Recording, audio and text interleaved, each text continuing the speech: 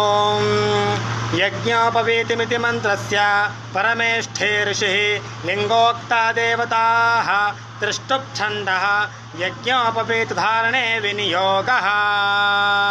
ओम यज्ञोपवीतिमिति मंत्रस्य परमेष्ठे ऋषिः लिंगोक्ता देवताः त्रिष्टुप्छन्दः यज्ञोपवीतधारणे विनियोगः।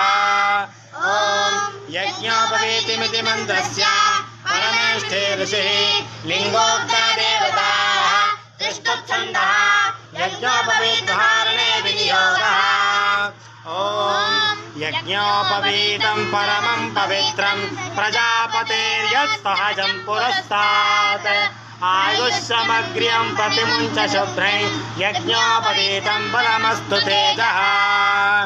ओम यज्ञोपवीतं परमं पवित्रं प्रजापतेर्यत् सहजं पुरस्तात् आयुष्यमग्र्यं प्रतिमुञ्च शुभ्रं यज्ञोपवीतं बलमस्तु तेजः।